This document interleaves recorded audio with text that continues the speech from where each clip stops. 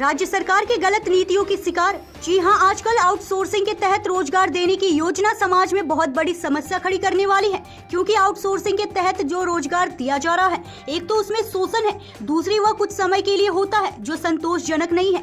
ऐसे ही कुछ व्यावसायिक प्रशिक्षण संघ के कार्यकर्ता कल अपनी समस्या लेकर कांग्रेस नेता अनुपमा सिंह के कार्यालय पहुंचे और अपनी समस्या सुनाई। देखिए और सुनिए क्या है पूरा मामला।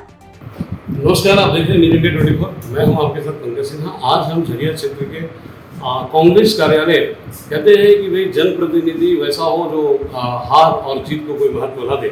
ऐसे ही लोगों के बीच लोकप्रिय अनुपमा सिंह जी, जो कि दिन भर लोगों की समस्याओं को सुनती हैं, उसे निपटाने का भी हर संभव प्रयास करते हैं, हमारे साथ हैं। हम जानेंगे कि भाई झारखंड में जेएमएम की सरकार है, कांग्रेस का समर्थन उसको प्राप्त है और व्यवसायिक प्रशिक्षक संघ अपनी समस्या को लेकर के इनके सामने उपस्थित हुआ था।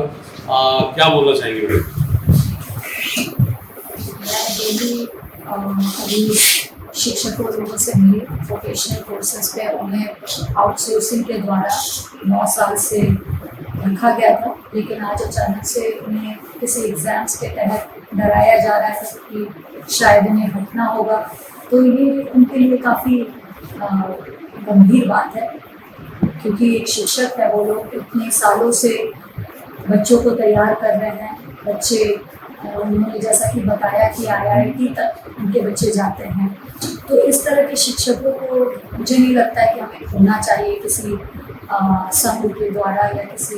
तो मैं यही चाहती हूँ कि वो लोग बरकरार रहें, बने रहें। और महिलाएं भी थी, और जैसा कि आपने देखा उनकी भी काफ़ी समस्याएं थी। वो कह रही थी कि उन्हें मैटरनिटी लीव जो हमारी गवर्नमेंट के द्वारा दी जा रही है, क्योंकि ये प्राइवेट संघ है, तो उन्हें नहीं मिलती है। तो मैं कोशिश करूँगी कि उन्हें हर तरीके का मिले, क्योंकि वो भी आखिर गवर्नमेंट में हो या प्राइवेट हो। महिलाएं जब एक मैटरनिटी लीव तो चाहिए, उन्हें देना चाहिए। जैसा कि उन्होंने बताया कि बच्चे तुरंत डिलीवर करने के 10 दिन 7 दिन बाद में फिर से ज्वाइन करना पड़ा। ये एक महिला के लिए काफ़ी गंभीर बात है। महिला किसी से कम नहीं है, पर हाँ, जब आप एक बच्चा डिलीवर होता है तो उनको उनके बच्चे के लिए और उनको खुद के लिए एक लीव तो चाहिए, ताकि वो अच्छी डेवलपमेंट कर सके अपने बच्चों का। जो बच्चे पैदा हुए हैं, छोटे बच्चे, उनको बहुत सारी चीज़ें हैं जो सबको पता है। तो उसके लिए मुझे लगता है कि उन्हें लीव देना चाहिए। तो मैं देखूंगी क्या कर सकती हूँ, और यही सब मैं बता रही हूँ। मेरा सवाल ये था कि भाई आप करेंगे क्या, क्योंकि इनको जब ज्वाइनिंग लेटर दिया गया था उसमें शायद 2 साल का मतलब एग्रीमेंट, ठीक है, और वो 2 साल का टेन्योर इनका 31 जून या जुलाई से पूरा हो रहा है। पूरा हो चुका है 23 में, अभी फिर आगे बढ़ना है। तो उन लोगों ने यही कहा, उन्हें सैलरी भी मिल रही है, ये अच्छी बात है। लेकिन मैंने कहा कि आपके जितने भी लोग हैं पूरे झारखंड में, आप उनको सबको इकट्ठा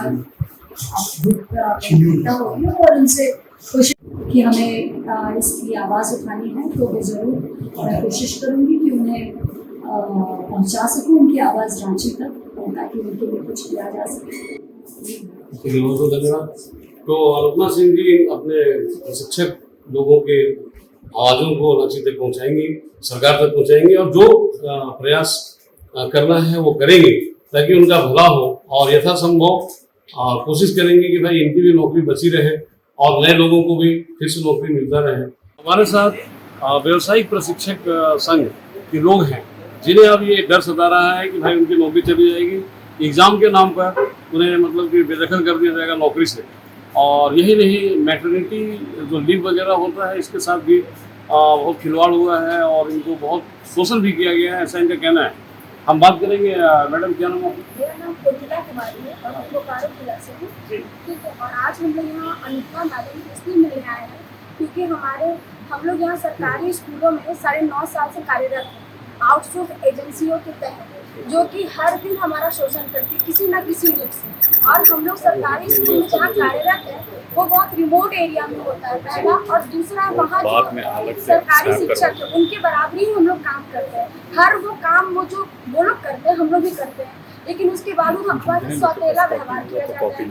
हम महिलाओं को देखिए कोई छुट्टी नहीं दी जाती, ना ही मटर्निटी लीव और ना ही स्पेशल लीव, ठीक है। और साथ ही डे बाई डे हमें कोई ना कोई डर इसलिए सता रहा है। अभी सारी कंपनियों ने कि हमने अवैध रूप से एग्ज़ाम लेने का तय किया हुआ है कि वो एग्ज़ाम लेंगे और हमें हटाएंगे, और कुछ वो क्लियर नहीं कर रहे, और गवर्नमेंट भी कुछ इसमें क्लियर नहीं कर रही है कि ये एग्ज़ाम किसके आदेश से लिया जा रहा है।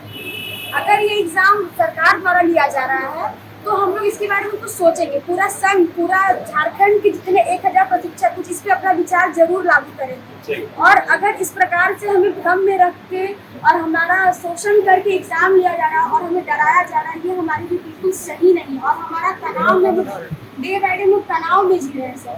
और हम लोग मैडम से आए हैं 2 बात की क्या गुहार लगाने। पहला ये कि ये जो एग्ज़ाम कंडक्ट किया जा रहा है अलग अवैध तरीके से, उसको स्थगित कराया जाए, और साथ ही सारी चीज़ों की पारदर्शिता होनी चाहिए, तभी हम लोग हर चीज़ के लिए रेडी होंगे। एंड दूसरा चीज़, अभी माननीय मुख्यमंत्री काका के पास शिक्षा विभाग उनके हाथ में है, वो चाहे तो हमें शिक्षा विभाग में समायोजित कर सकती है, जैसे कि अन्य राज्यों में समायोजित किया गया, हरियाणा, असम, उनके तर्ज पे हमें भी शिक्षा विभाग में समायोजित किया जाए और सम्मान पूर्वक हमें भी जीने का अधिकार दिया जाए झारखंड में। मैडम ने क्या आश्वासन दिया?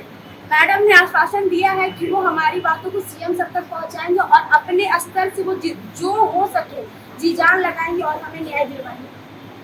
तो कहीं ना कहीं समस्या इनकी बिल्कुल गंभीर है और उन्हें खतरा सता रहा है कि भाई इनकी नौकरी चली जाएगी। आउटसोर्सिंग के द्वारा आपका अपॉइंटमेंट हुआ था, आपका मतलब कि कुछ टेन्योर वगैरह फिक्स किया गया था? सर, टेन्योर फिक्स करने का मतलब हम आपको कैसे बताएं? किसी का टेन्योर 11 मंथ का है, किसी का 2 इयर्स का है, मतलब अन्य प्रकार का अन्य कंपनी का अपना अपना मनमानी टेन्योर है। आपका मतलब कि क्वालिफिकेशन क्या है? सर, हमारा क्वालिफिकेशन MBA है। MBA। और कितने दिनों तक सेवा दे चुकी? सर, हम तो यहाँ ज्वाइनिंग की थी 2020 में, हमारा 4 साल हो गया है, ठीक है। और हमारे साथ जो सीनियर जो हमारे ट्रेनर थे वो लोग 9 साल कंप्लीट कर चुके हैं सर। आपका सुनो होगा। तो आपका क्वालिफिकेशन डिप्लोमा इन मैकेनिकल है, इंजीनियर है। आपके साथ वही समस्या है? जी जी, सेम समस्या है सर कि जो ये आउटसोर्स है, खास करके इसको ये राज्य सरकार से यही दरख्वास्त है कि आउटसोर्स को भगाइए ताकि शिक्षा विभाग जो है शुद्ध रूप से चल सके। और मेरा इस चैनल के माध्यम से यही कहना है कि जो व्यावसायिक शिक्षा है, सरकार के पास इसको चलाने के लिए 2 रास्ते थे। पहला रास्ता ये था कि आप अपने विभाग में समायोजित करके चला सकते हैं, और दूसरा आउटसोर्स है। और अभी वर्तमान में ये आउटसोर्स से ही चल रही है, जो कि ये सबसे बड़ा जहर है इस शिक्षा विभाग में, है ना। और इस जहर को हम लोग घुट घुट के पी रहे हैं और पिला भी रहे हैं, और ये दोनों काम विभाग और आउटसोर्स एजेंसियां जो है वो मिलकर कर रहे हैं।